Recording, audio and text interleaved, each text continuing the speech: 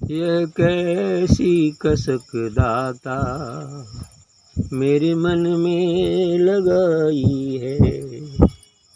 यह कैसी कसक दाता मेरे मन में लगाई है। सोचा था प्यास बुझेगी, सोचा था प्यास बुझेगी, तूने और लगाई है। मैं खाने जाऊं, मैं क्यों पी करके आऊं, मैं खाने जाऊं, मैं क्यों पी करके आऊं। मेरे सतगुरु प्यारे ने, मेरे सतगुरु प्यारे ने भर भर के पिलाई है।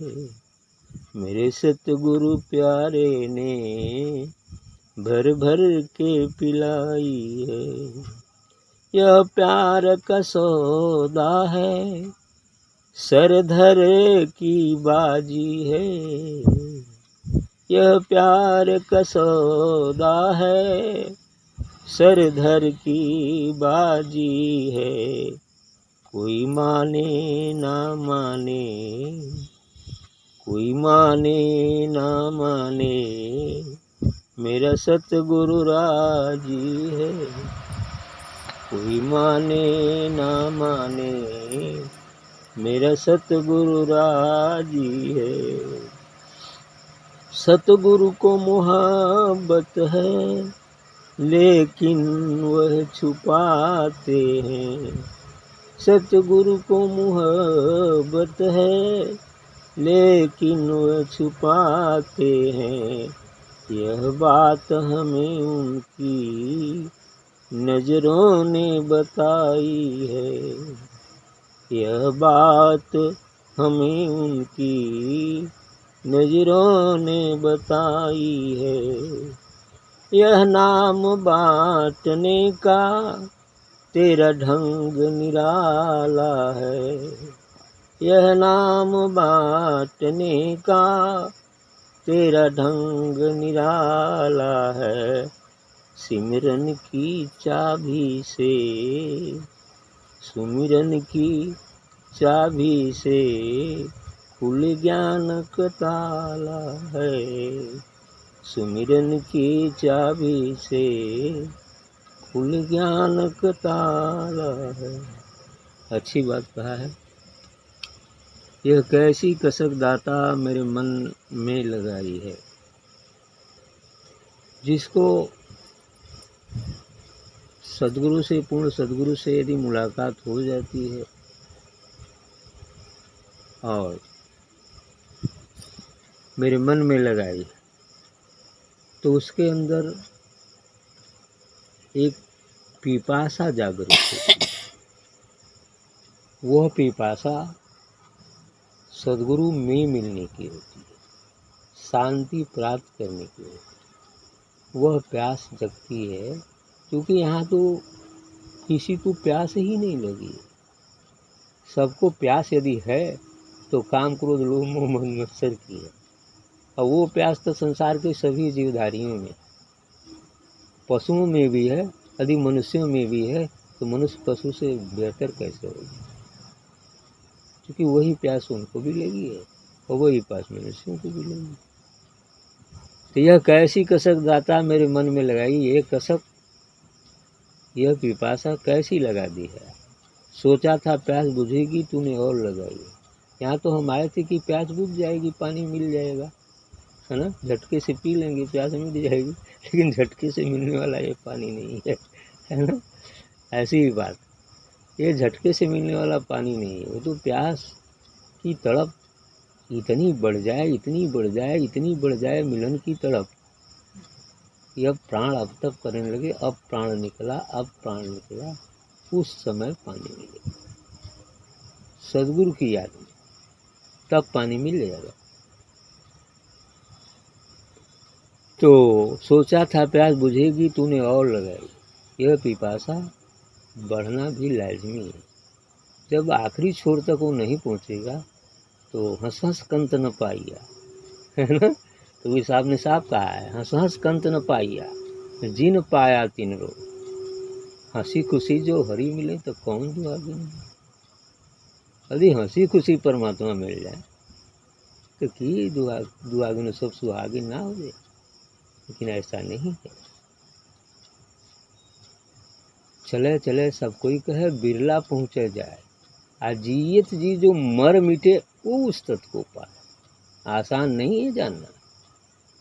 जीते जी जो मर जाता है, अपना सर कलम कर देता है, वो उस तत्व को प्राप्त होता है जो मूल तत्व है। तो मैं क्यों मैं खाने जाऊं, मैं क्यों पी कर के आऊं, मेरे सतगुरु प्यारे ने भर भर के पिलाई है। हाँ, यही चीज सत्य है।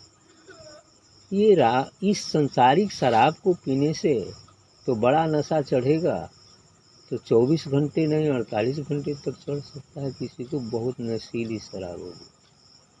लेकिन राम नाम की शराब, सदगुरु नाम की शराब तो जो पी लेता है तो वो जीवन पर्यंत वो चलती ही रहती है। और इतनी नहीं, पहले तो नशा कुछ कम भी रहेगी, बाद में तो और बढ़ती ही जाती है, और बढ़ती ही जाती है। ये बढ़ती है, ये उतरती नहीं है। और सांसारिक शराब की नशा समय बीतने के साथ उतरती है, ये नशा समय बीतने के साथ और बढ़ती जाती है, और बढ़ती जाती है, और इतना बढ़ जाती है कि वह अन्य सभी चीज़ों को भूलकर केवल और केवल एक चीज़ याद रखता है, वह है सत्य, वह है परमात्मा। इसी को अनन्य भक्ति कहते, इसी को अवधूत कहते।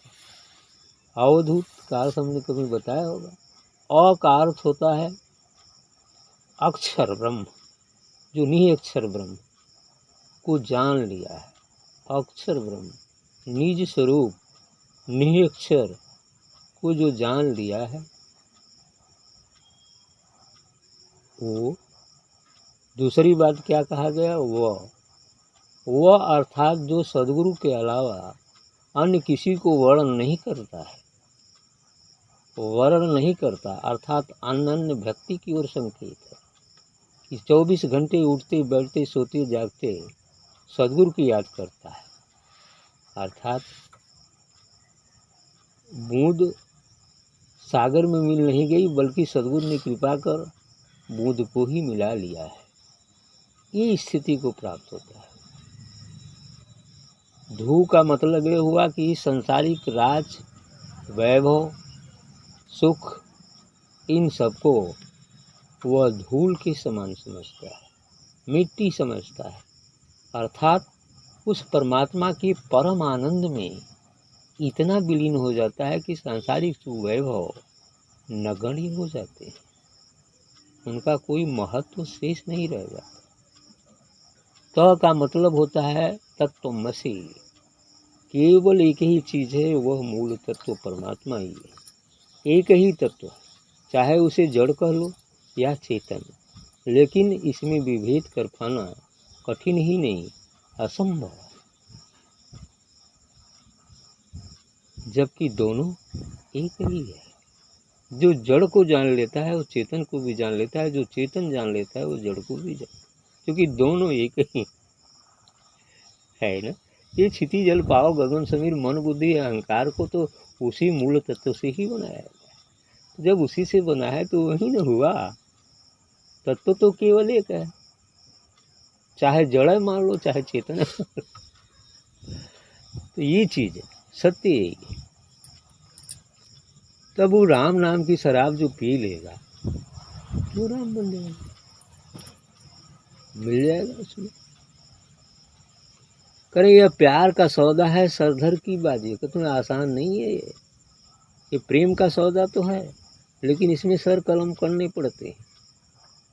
अर्थात अहंकार मिटाना पड़ता है, अर्थात देह रहते विदेह हो जाना पड़ता है। जब तक विदेह नहीं होंगे तो फिर असली देह नहीं मिलेगी, वह दिव्य देह प्राप्त नहीं होगी, अर्थात हमें निज स्वरूप का बोध नहीं हो पाएगा। कोई माने ना माने, मेरा सतगुरु राजी, अब आपका कहना है, जो भी लिखा है, नाम तो नहीं है। कि कोई माने ना माने, मेरा सदगुरु राजी है। लेकिन सदगुरु राजी है, कोई माने चाहे ना माने, सदगुरु राजी है। और मैं भी राजी हूँ कि वो सर कलम तो खरीदेंगे, कोई दिक्कत नहीं हो। ये चीज़ें सदगुरु की मोहब्बत है, लेकिन वह छुपाते। एकदम सही बात है। सदगुरु तो सबसे प्रेम करता है, ऐसा नहीं कि वो किसी से नफरत करता। उसका प्रेम सबसे है, पूरी मानवता से है, पूरी जड़ चेतन से है। क्योंकि पिता कि यदि चाहे 10 पुत्र हों, चाहे लाखों पुत्र हों, चाहे एक पुत्र हो, सब प्रेम तो बराबर रहेगा। चाहे लायक हो चाहे कुलायक हो, प्रेम तो रहेगा। लेकिन संपत्ति का मालिक तो उसी को देता है जो अपने आप को काबिल सिद्ध कर लेता है ना। अर्थात यह आध्यात्मिक धरोहर तो उसी को दिया जाता है जो अपने आप को काबिल सिद्ध। तो सदगुरु की मोहब्बत है, लेकिन वह छुपाते हैं। लेकिन वह छुपाते हैं, बस छुपाना भी पड़ता है ना। छुपाते हैं। यह बात हमें उनकी नज़रों ने बताई। आपका कहना है कि यह उनकी नज़र देख के ही पता चल जाता है कि छुपा रहे हैं, है ना। प्रेम तो ही है, लेकिन छिपा रहे हैं। यह नाम बांटने का तेरा ढंग निराला। अंतिम बात इन्होंने सही कहा है। ये नाम, जो नामदान, राधा स्वामी में नामदान चलता है। नामदान का मतलब वो आत्मा का दिव्य प्रकाश सबको बराबर बांट दिया जाता है, बांटते रहना पड़ता है। इसी को नामदान कहते हैं, जिसमें सबसे बड़ा दान यह आत्मिक दान ही है, यह नामदान ही है। जो सद्गुरु अपने प्राण देता है, जितने भी लोग हैं, जितनी योग्यता है, उनको वो प्राण पहुंचाता है, वो दिव्य ऊर्जा पहुंचाता है। तो प्राणदान ही तो हुआ, है ना। तो इस तरह से हुआ। तो यह नाम बांटने का तेरा ढंग निराला है, कि सद्गुरु का ढंग निराला है। सिमरन की चाबी से खुले ज्ञान का ताला। लेकिन बाद में यही सत्य बात कहा कि सुमिरन करने से ही ज्ञान का ताला खुले, अपने से नहीं खुले है। बिना सुमिरन की, बिना सत्संग की, बिना ध्यान की, बिना उस दिव्य प्रकाश को अपने अंदर आत्मसात करने से गंदगी मिटने वाली नहीं है। और जब तक गंदगी नहीं मिटेगी, तब तक ये दिमाग पर पड़ा ताला भी खुलने वाला नहीं, विवेक पर पड़ा ताला भी खुलने वाला नहीं, क्योंकि चाबी सद्गुरु के पास। ठीक है।